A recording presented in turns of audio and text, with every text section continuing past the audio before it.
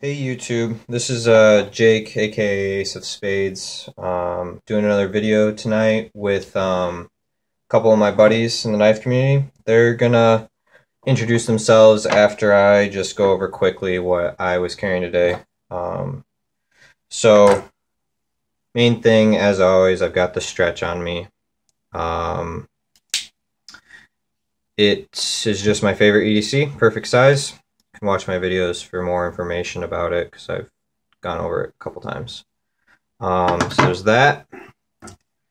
I had, since it's Monday, I had my Mannix for Mannix Monday, which has the custom Warrenclyffe from Big Chris on Blade Forms, which again is in my other videos. So the other thing, I had my keys, like always, Key Smart. I did get this new lanyard with the Grindworks bead, which I am not getting into the camera, but Damascus bead. It was on sale at Blade HQ for Black Friday, so I got two of them, and it's got a neat knot there. So yeah, same thing as always, and then my wallet and beard comb from Chicago Beard Comb. So that's it for me. I had a new yo-yo as well. So yeah, that's it for me. Hey guys, I'm Spencer, also known as stasisthedrill. I brought a couple of my normal carries with me to show off a bit. First up is probably my current favorite knife. I've got a DPX Heat here, recent pickup for me, and I've sort of fallen in love with the brand ever since. Nice black coated D2 blade, G10 scale, titanium on the back, really tiny, perfect for, you know, office carry, that kind of thing. I also grabbed one of the Grindworks lanyards, but I've got a new bead coming for it soon, and the Damascus beads on my keys. I also brought the tried and true Spyderco Paramilitary 2. I think basically everyone in the knife community absolutely loves this knife. Great carry, a little on the big side, but not huge. S30V steel, real nice. Compression lock. And I got one more for you, but we'll talk about that in a minute. What's up, YouTube? This is Matt, aka badxvxkarma. Busting out this guy today. Just got back from work, and I work in a warehouse type setting, so I tend to go a little bit more utilitarian with my carry. Got my Microtech dock, also S30V. I'm loving this thing right now. It's a little huge for carry, but for what I do with it, cutting bands, a lot of wires and stuff, it goes pretty well at work. I also have my Leatherman rebar, which saves my life every day at work with task. I do not go a day without using that. I believe the blade steel on the blades are 154 cm. I'm not 100%. I'd have to check on that, but I'm pretty sure that's what it is. But I absolutely love that thing. Absolutely go every day using it. I also have my Phoenix Light, which tend to do some decent tasks for me at work. I like to, you know, get in the corners and stuff and find packaging products and everything. That helps a lot with that. But that's basically what I carry every day right now. We're probably going to talk about my dock a little bit more because everybody's in love with that thing on the table right now. Got a couple of criticisms, but we'll go over that in a little bit. But yeah, let's get to it. So I think we should probably first of all talk about the fact that this is not too far and away, but a little bit far and away the most expensive knife any of us have ever managed to get our hands on. We're sort of all working our way there. But this is the group's first real, what would you call this, like a real mid-tech, right? Yeah, it's, you know, I think about as mid-tech as any of us have gotten so far, that's for sure. Well, I think the Heat's supposed to be a mid-tech, but it's pretty low on the cost scale for that. So the dock itself is for anyone who doesn't know, it's, and you can probably recognize from the shape and the style, a collab between the Marfione guys over at Microtech and Mick Strider himself. Yes, sir. Which is probably why you're seeing those resemblances. Blade is more Microtech, handle is more Strider, but you really get both, especially when you see things like the proprietary hardware that everyone hates to love and loves to hate that Microtech is known for. My thoughts on this is when I first saw it online, it wasn't my favorite blade shape. It's similar. We have it's a Strider collab, and I really love Striders from looking at them. I've never held one. And the handle is shaped like a Strider, but my first thought was that the blade shape was just weird to me. I don't know what it was. But now that I've gotten to play with it some and held it, it's definitely growing on me. And really like the like sandpaper or grip tape inlays in here. Really good for gripping, good jimping all around, and then very just solid knife.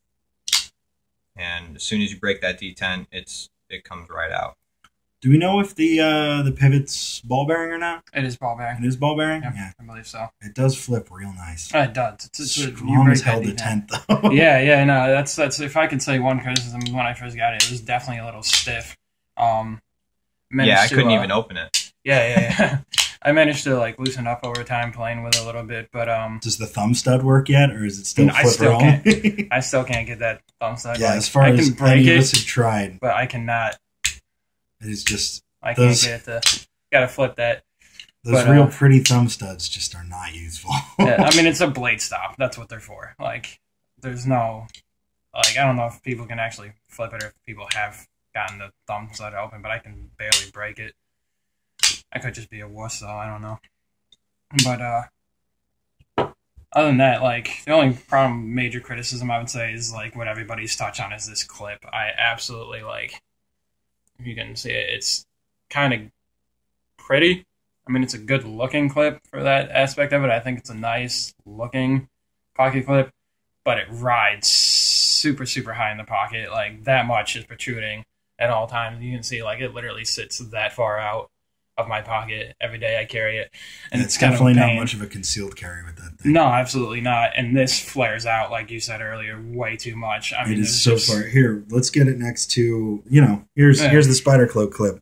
Yeah, Spider Cloak clip. You can stack those almost. Everybody has probably handled at least once, and you can probably see just how much the flare at the end of that Microtech clip sticks out. Yeah, and that thing's perfect for, like, catching on seat belts, like everything. Catching door frames, your own hand, like the thing I'll say about it though, is that when you choke up on it, you really don't feel it. I mean, I have a pretty big paw, but when you choke up on it, that pocket lip that's one really real highlight. That thing has probably the best finger choil I have ever used. Yeah, absolutely.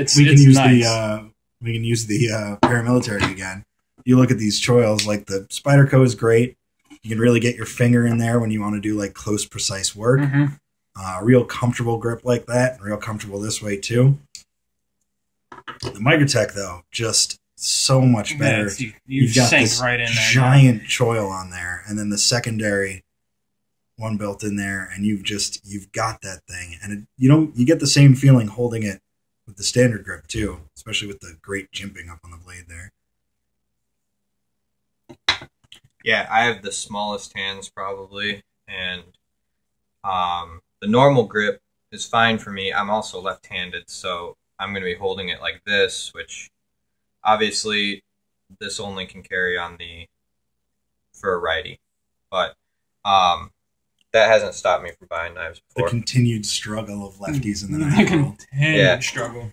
But, I mean, even with my tiny hand, it still just sinks right in. It'd be perfect. Like, I mean, I would never let go of this. And both ways, choked up and not choked up. It's great. Although that's why I keep telling you, dude, you gotta buy a DPX. They make dedicated left-hand versions.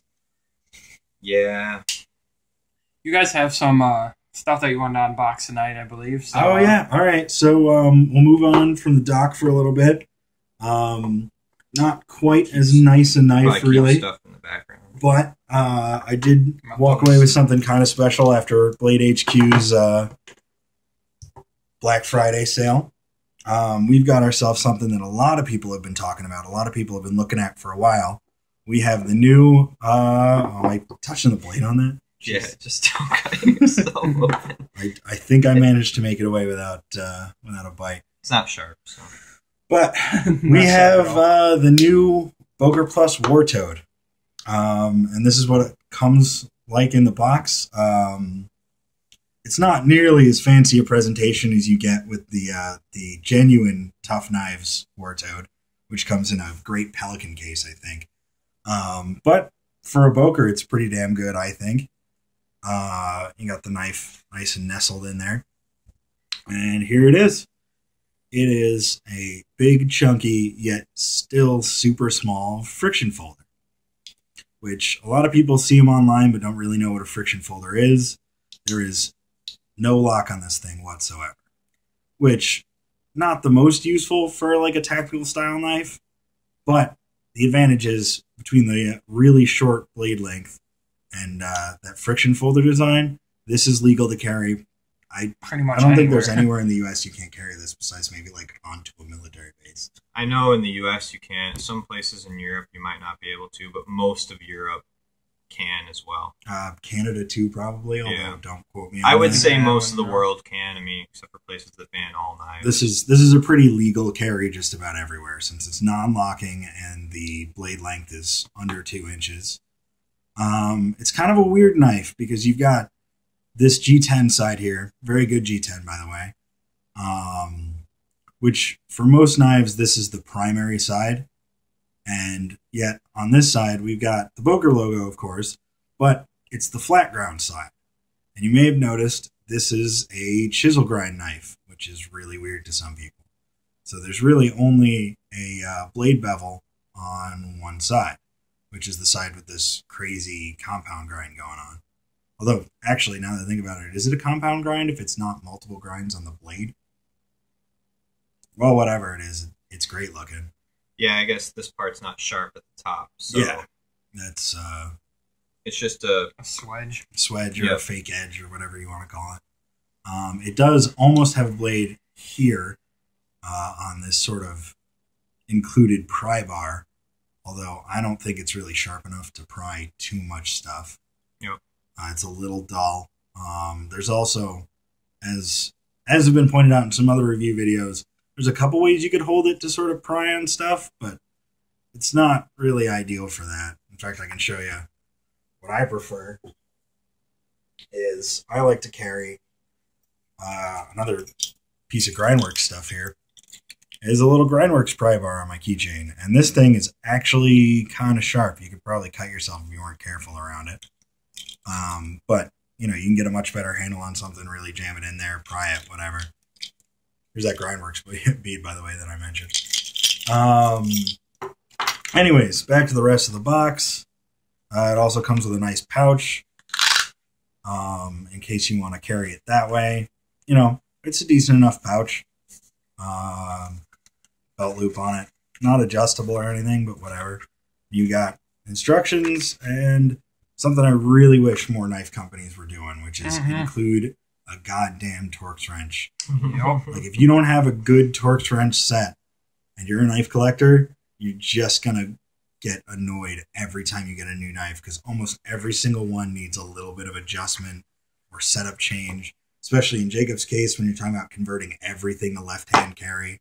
We still can't get this Delica to carry the way that Jacob wants it to, because we can't get the screws out, and for the longest time we didn't have the right Torx wrench for it, and just a huge pain if you don't already have one. I highly suggest that everyone invest in a set of the damn things. This is my personal favorite. There's a bunch of different styles out there, whatever. But anyway, so that's the complete Wartoad. And we kind of, and Jacob, I'll let you take care of this. We had another knife that's kind of similar that we sort of wanted to compare it to. As I'm putting it away. Don't yell at me. So, you guys seen in my video, I have a Boker Nano, which is a Curtis Knives collab with Boker. Oh, yeah, that's a good point. Real quick, this is a collab between Boker and, probably kind of hard to see the logo there, but Tough Thumbs, who was behind Tough Knives, who's got his start doing stuff on YouTube. Yep, and pimping knives and that kind of thing. So, we're going to move the box out of the way. So the Nano is. I thought when I saw the tough knives, War Toad, that they were going to be almost identical in size, but obviously they're not. The blade length is similar. The War Toad's a little bit longer, same size, or same shape of the, it's got a good belly. And obviously the Nano is a frame lock. But what we wanted to go over quickly was that they're both Boker collabs with a custom knife maker. And not to mention they're compact knives with this sort of, I couldn't really call it a butcher's knife design, but, sort of that. The sheep hoofs design is, I think they call it. Well, the stubby. Yeah, the stubby sheep hoof. Yep. So this is 440C. This is also 440C, right? So they're both 440C. Oh, isn't that one stainless? Yep, this is a stainless frame lock. This is a titanium scale on which, this of side. Course, is why you can get one of these for, what, $50? $30 or $40 probably. Yeah, if you're lucky, you can definitely get it as low as like $30. This, on the other hand, launched with a price of just under $100. Yep, it's just not under. a cheap poker. So, I mean, we're still getting 440C, which a lot of people, I think, were kind of complaining about, but I was one of those people. Boker is known to do a good job with their 440. They are known for doing a good job with their 440C. And I've had this for 2 months, something like that, maybe 3. Yeah, probably 3 or 4 by now. And I mean, I don't use it a lot. I don't use my knives a ton just because working in an office, I don't really hard use anything. But obviously, I mean, the shape is, I mean, the edge and everything, I don't even think I've even touched this up. And it still cuts fine. It's still in good shape. There's no, obviously I'm not getting any rust spots or anything like that.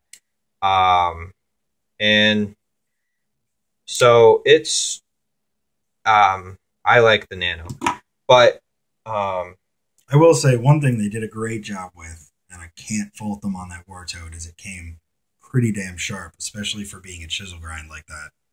In fact, since I'm not going to use it for anything, we might as well.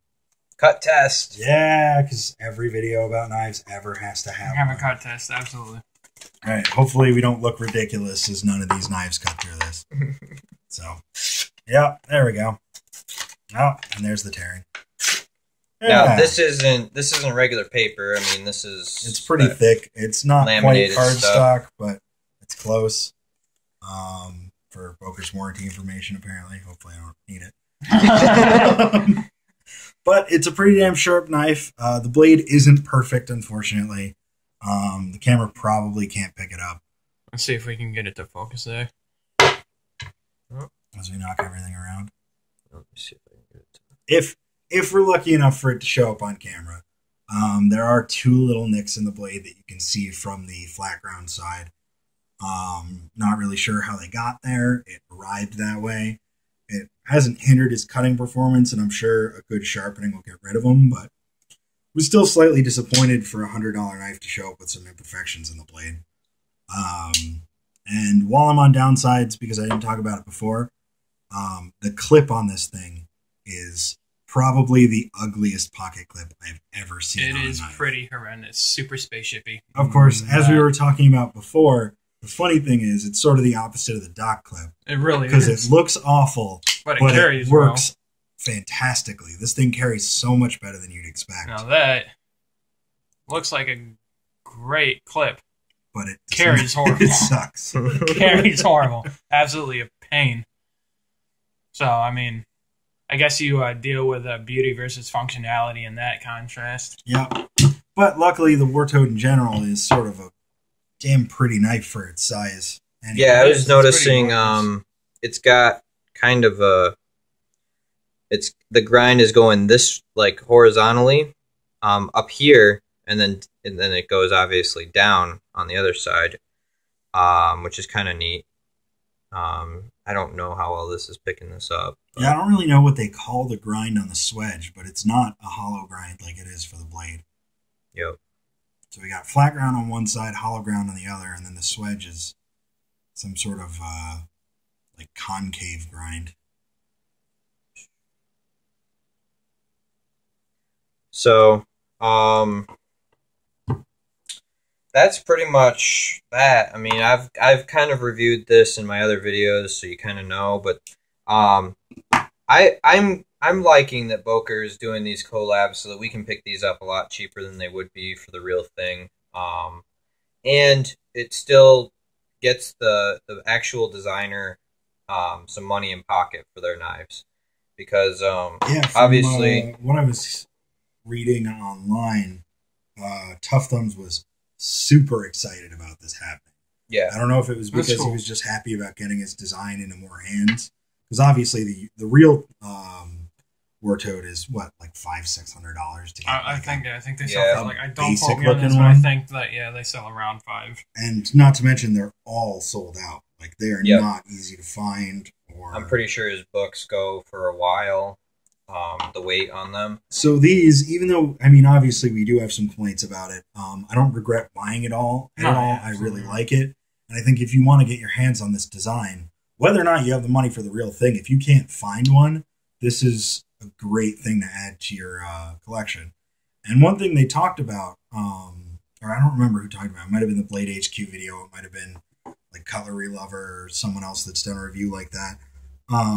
But somewhere it was mentioned that it comes pretty plain with this plain G10 and the plain titanium on the side. I mean, this is what, just stonewashed, I think? Yeah, I think it's a stonewash. It looks like a stonewash. These are sort of sent out with the intent of being able to customize them and make them a little bit more like those custom war toads. So, I don't know. I think it's pretty cool that we're that Boker's doing this over and over again. They've done a ton of these collabs, and they all sort of let you get your hands on these designs that you would otherwise never be able to get your hands on.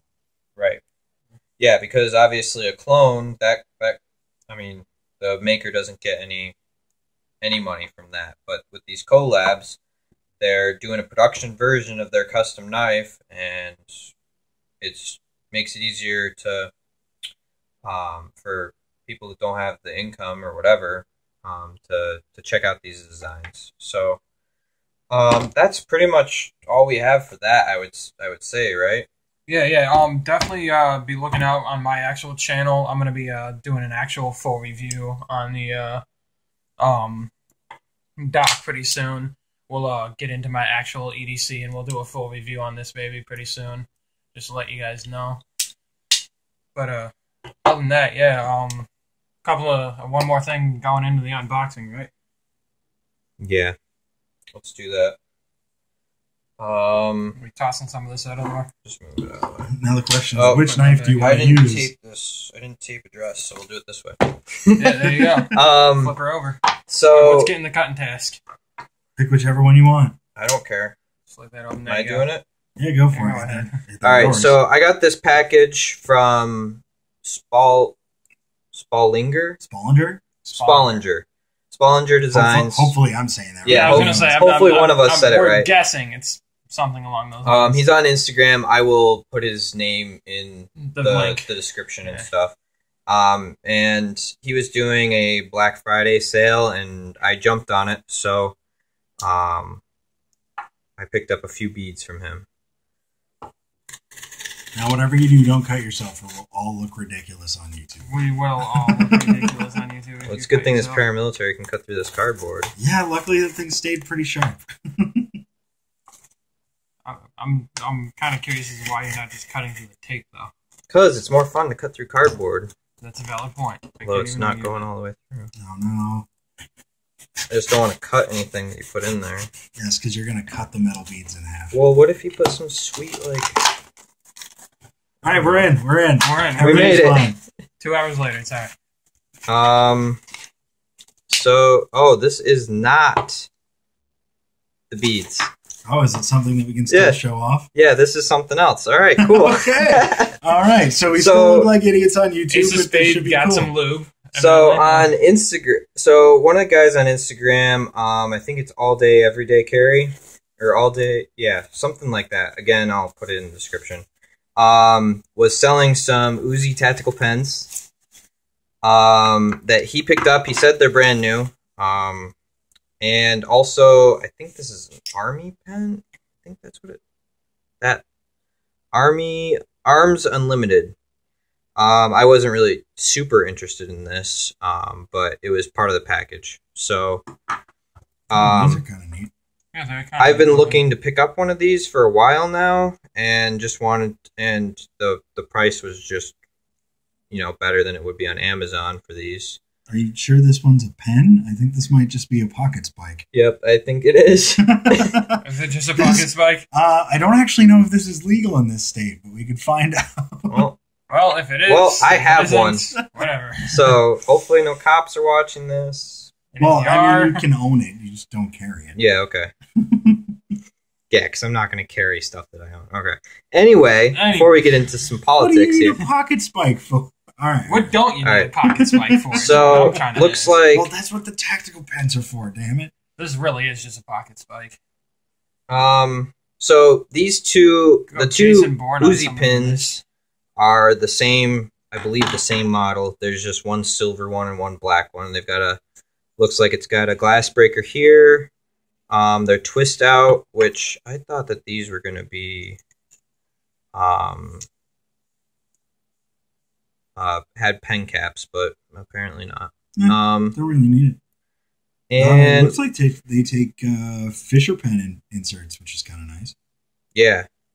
Yeah, I think they do. I haven't looked into this specific model since I ordered it this weekend. Sort of jumped on the deal. Yeah, I just jumped on the deal. So, looks like it's got a great clip. Very strong. Question is Ace of Spades going to let me pick one of these up from him is what the question is. We'll take that offline. No, I mean, I'm pretty much, I picked him up because it was a deal, and we'll see. That's kind of awesome. I'll carry him for a while. What are you doing? That's a handcuff key. Yes! Handcuff keys. Even more better. So now if I get arrested with the spike, I have a key to escape from the police. We're totally going to edit that out. Yep. All right. So that's cool. I mean, it wasn't what I was expecting. Yeah, I didn't realize you could do that. That's kind of fantastic. No, I knew some of them had the handcuff key. I just wasn't expecting this. I was expecting these. Yeah. So, here. But yeah, that's pretty cool. All right. These are actually nicer than I thought they were going to be. Yeah, that's kind of a nice and I believe they're. I'm 99% sure they're aluminum. Like aircraft. They definitely feel like it. Yeah, aircraft grade aluminum. They might be anodized though, which is kind of nice. Yeah, they're good. They're a good size, obviously. Let's set them down so that people can see them. This spike came with like this sweet little felt thing, so that I can look like I'm carrying a pen. Yeah. So there's some more EDC stuff that I definitely need. So unfortunately, you guys will have to wait until next video for the Spellender beads.